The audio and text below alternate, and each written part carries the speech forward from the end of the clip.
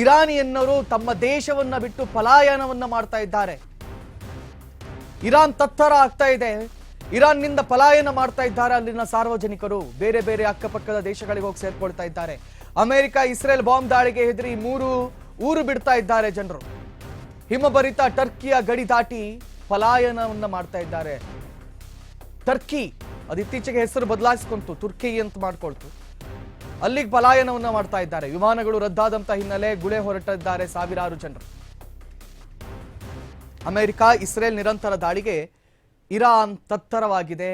Iran ಅಂತೂ ನಮ್ಮ Mustafa Khamenei ಅಂತೂ ಮಂಡಿ ಊರಲ್ಲ, ಹಾಗಾಗಿ ನಾವು ಹೆಚ್ಚು ದಿನ ಇದ್ರೆ ನಮ್ಮ ಪರಿಸ್ಥಿತಿ ಕೂಡ ಪ್ಯಾಲೆಸ್ತೈನಿಯೋ ಗಾಜಾದೋ ಕತೆ ಆಗಿಬಿಡುತ್ತೆ. ಹಾಗಾಗಿ ಬೇರೆ ದೇಶಗಳಿಗೆ ಹೋಗೋಣ ಅಂತ ಅಕ್ಕಪಕ್ಕದಲ್ಲಿರುವಂಥ ಟರ್ಕಿ ದೇಶ ಆಗಿರಲಿ, ಜೋರ್ಡನ್ ಆಗಿರಲಿ, ಅಲ್ಲಿಗೆಲ್ಲ ಹೋಗಿ ಜನರು ತುಂಬಿಕೊಳ್ತಾ ಇದ್ದಾರೆ.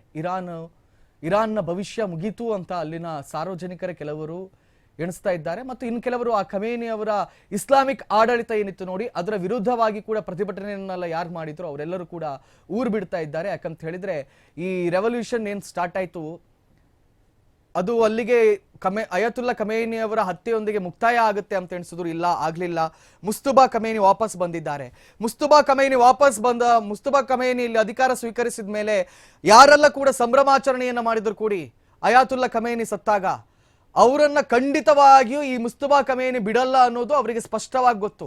ಅಂಥವ್ರನ್ನ ಹುಡುಕಿ ಕೊಂದ ಆ ಮನುಷ್ಯ. ಹಾಗಾಗಿ ಇದೀಗ ಅವರೆಲ್ಲರೂ ಕೂಡ ಊರು ಬಿಡ್ತಾ ಇದ್ದಾರೆ. ತನ್ನ ದೇಶವನ್ನೇ ತೊರೆದು ಬೇರೆ ಬೇರೆ ದೇಶಗಳಿಗೆ ಪಲಾಯನ ಮಾಡ್ತಾ ಇದ್ದಾರೆ. ಭಿಕ್ಷೆ ಬೇಡಿ ಆದ್ರೂ ತಿನ್ನೋಣ, ಇಲ್ಲಿ ನಾಯಿ ಮರಿ ಸತ್ತಂಗೆ ಸಾಯೋದು ಬೇಡ ಅನ್ನುವಂತಹ ಆಲೋಚನೆಗೆ ಅವರೆಲ್ಲರೂ ಬಂದುಬಿಟ್ಟಿದ್ದಾರೆ.